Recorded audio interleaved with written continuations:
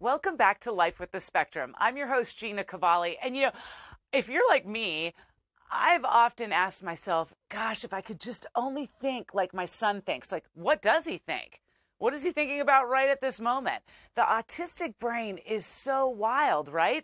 And so we've looked at people's brain scans. Temple Grandin was on the show. She showed us hers. And we know there's clinics around the world that can kind of look at the autistic brain and see the differences and then kind of come up with a way to help that child or that young adult. But there might be something else that we haven't thought about, and that's a company called Virtuleap. Here with me today, the CEO and co-founder, Amir Bozorgzadeh. How are you, Amir? Thank you for having me. I'm so excited I'm finally on the show with you. I'm so happy. How are things in Spain, first and foremost? Because that's where you're at. They're more tropical. It's getting very exciting with spring around the corner, so I think everyone's ready to shed all those extra layers. Virtuleap, was that started in Spain, or because I know there's locations here in America, one in London? Well, the parent company is U.S. based. Our main market is the U.S. We have partners like UCLA and Stanford, ran studies with MIT, and it's the main area. We're just out here across the Atlantic in order to kind of work stealthily, but it's our main area, and it's where all the IP is. Well, and let's face it, Amir, there's people that are autistic across the globe. There's people with cognitive impairments across the globe. How does Virtuleap help?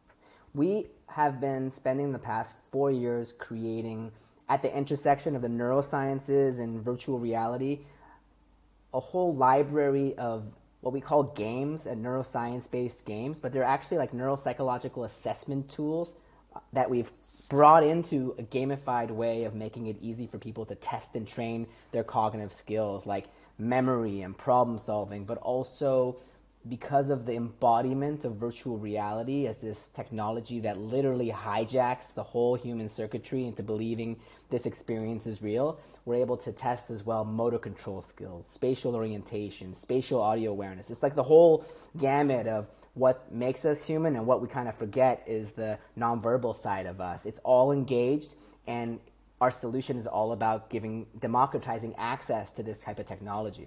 And you use this through gaming on the VR headset? Each of the games are about 3 minutes long. They're like, we're trying to make like brushing your teeth fun. It's like a good hygienic thing to do and test, let's say, a short-term memory game, and then you move on to a long-term memory game, and then you play another game that is testing your motor control skills. So it's basically a daily cognitive workout, kind of like going to the gym, but for your brain. So when we think about the autistic brain and how it's functioning, and I had a great doctor tell me one time that my son's cylinders are all firing, but they're not all necessarily firing at the same time. And so it was like a layman's way of, kind of talking about the brain and how it's working in the autistic brain. So how does this headset then, obviously we have the diagnosis, let's say. So then where do we go from there? Well, the most common coexisting condition with autism is ADHD. It's typically the two things are kind of coalescing. One has a history of the other. It's really about the same muscles in the brain that are affected, that are impacted across the spectrum and across all these types of cognitive deficit disorders that we have. They're really linked up in ways that I think we're continuously learning more about. So when you're dealing with using games like ours that's addressing one, it can also be addressing the other. And that's kind of the way we've created everything, so that, let's say we're working with clinicians that are using our tool to have a great positive impact for students with ADHD. Well, we're also, especially at this moment, working with another partner for an upcoming study specifically for those in the spectrum. And the lessons are connected. Ooh, I can't wait to find out more. Sitting with me today, the CEO and co-founder of Virtuleap. We'll talk more to Amir coming up. Hi, I'm Lear Gilmars. Thanks to our friends at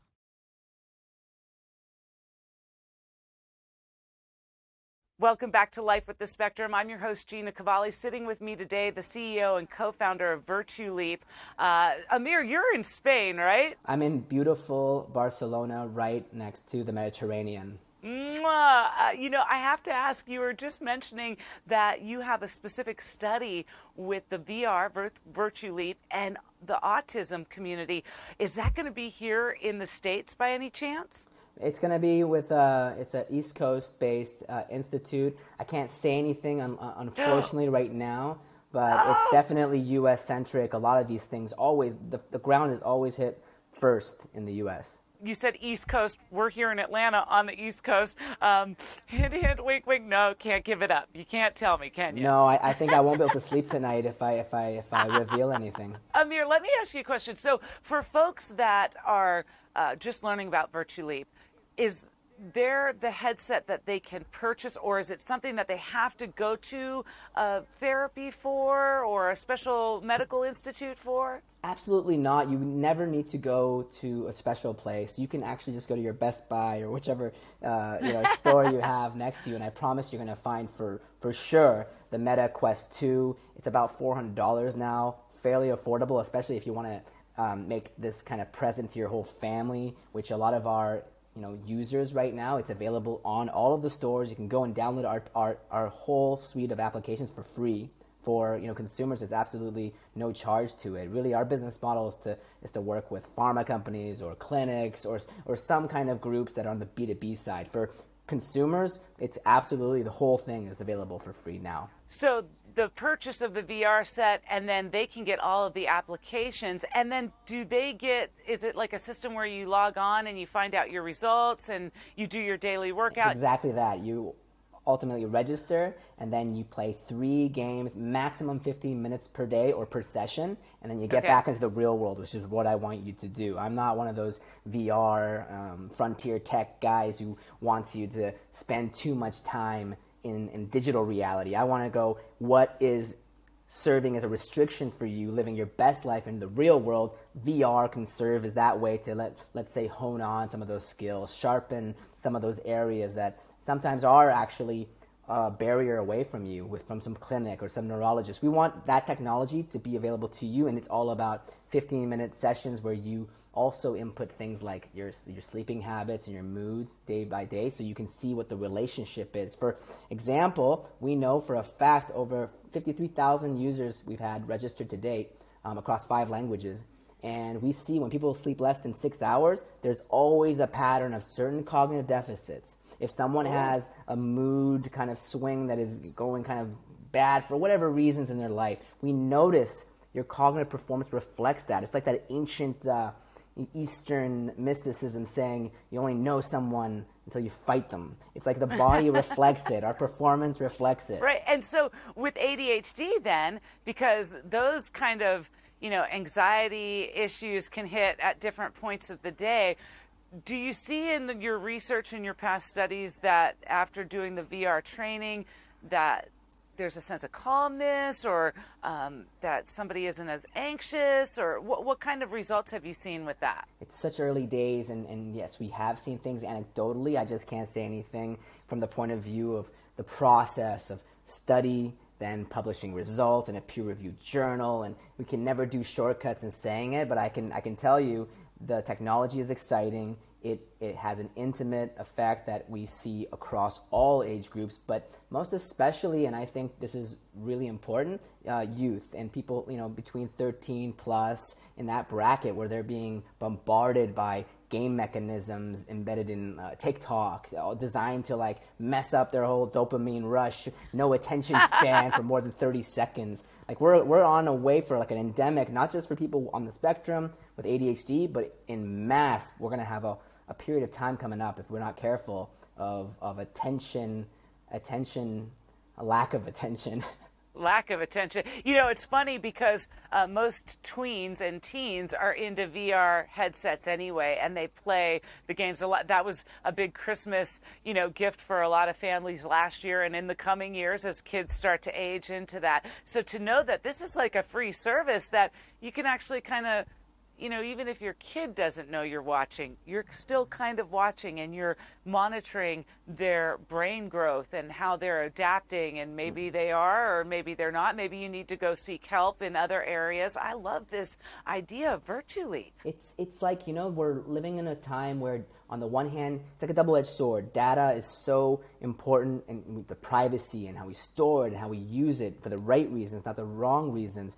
Some companies use it for marketing and without permission, ruins it for the rest of us that are trying to use our own research, our own data to help empower us, to unlock new insights. And that's what virtual reality does in a way that no other device does. It's collecting and capturing not only your psychological and psychometric data, but it's involving your body. It's involving your gesticulation of your arms, your leaning, all the subtle things that we miss in the unconscious. It really comes to life with VR, and I hope people can really see this technology for themselves or their families as really inviting them to, I think, bring therapy into their own hands, their own, they can empowerment into their own homes. We're talking today to Amir, the CEO and co-founder of Virtuleap. Stay with me. I have some fun questions for you coming up. I'm Lear Gillenwaters. Thanks for checking out this episode of Life with the Spectrum. If you subscribe to the channel, you'll always see the newest episodes when they come out. Welcome back to Life with the Spectrum. I'm your host, Gina Cavalli. Sitting with me today, Amir Bozorgzadeh. Thank you so much. CEO and co-founder of Virtuleap. I think this is wonderful. Now, let me ask you a fun question. Do you yourself use the VR headset? It's something like, I'm an advocate against those types of VR experiences that are about distraction and escapism and entertainment. I'm turning 39 this year, and I think every year I just find this earth and this world so much more precious, and I don't want to waste any more minutes in digital screens than I have to. But yes, I play regularly, but mostly for casual wellness, meditation sorts of apps, really things to make me more productive in life. What kinds of games can people expect to see when they get Virtuleap?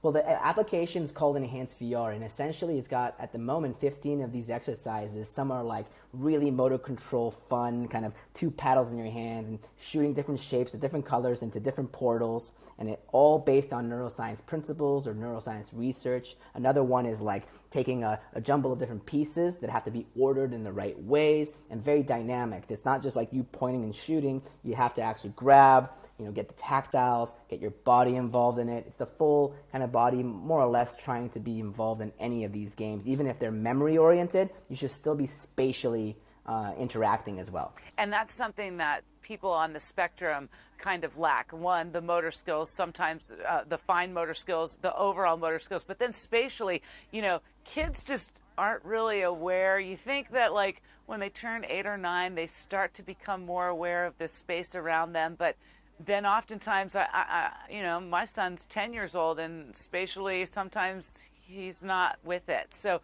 I love the fact that you can kind of start to hone in on these games and these skills, and then you get better, and then do you move on? Are there different levels that you can download with Virtuleap?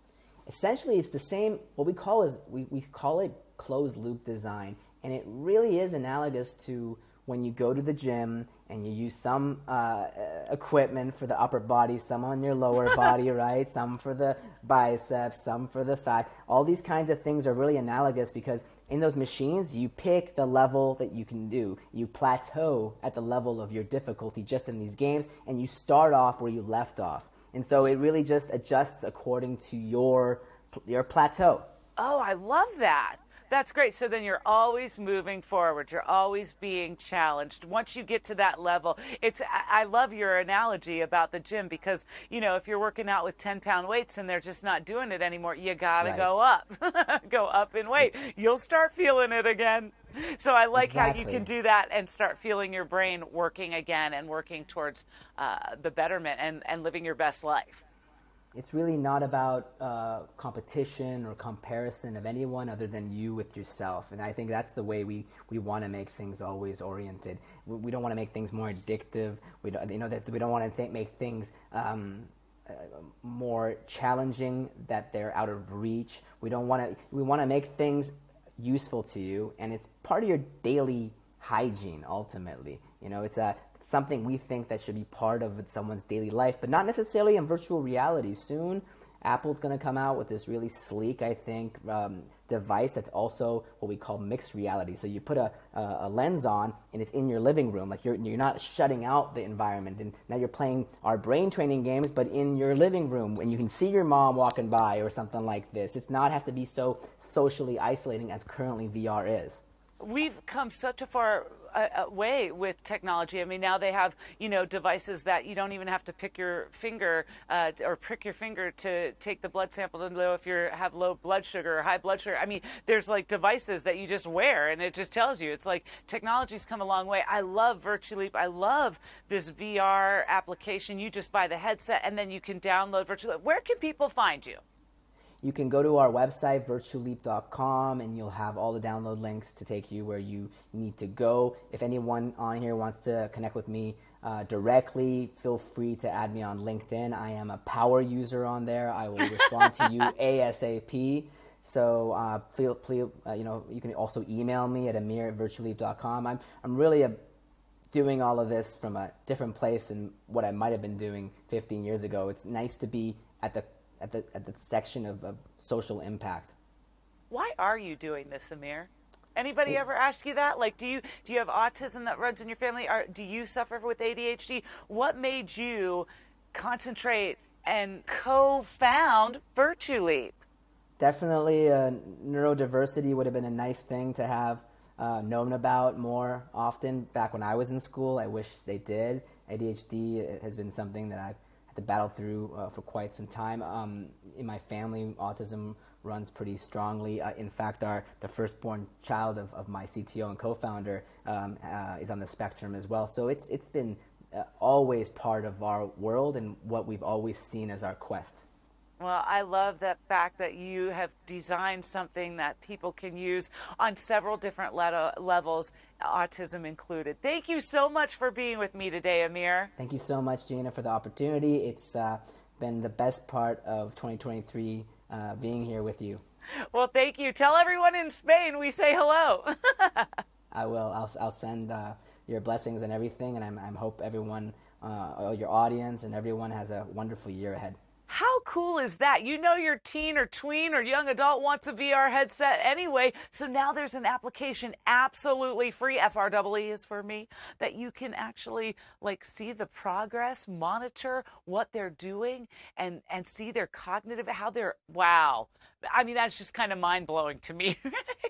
You know what? People helping people, and that's what Amir and Virtuleap are doing. Again, their website, virtuleap.com. You can reach out to them on Twitter @Virtuleap. They're on Insta, Facebook, YouTube. They have all of the social media taken over, and they have a website, virtuleap.com. So check that out today. I've always wondered, what does my son think? In fact, I've asked him several times when he wakes up in the morning, I'll go, what's the first thing you're thinking about? Because I'm intrigued. And I always say, if I could spend 5 minutes in the autistic brain, maybe I could help him in other ways that I just don't know yet.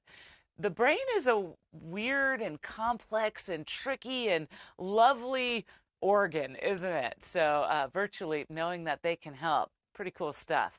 Thanks again for checking into Life with the Spectrum. As we move forward, we'll be talking to other people with brain science. I've actually asked several clinics to come on who do brain scans, and hopefully we'll get one of those on here shortly on the show. Remember to like, comment, share, and if you want, make sure you hit that subscribe button down below as we continue to live this crazy journey called life. We'll see you next time on Life with the Spectrum. See ya.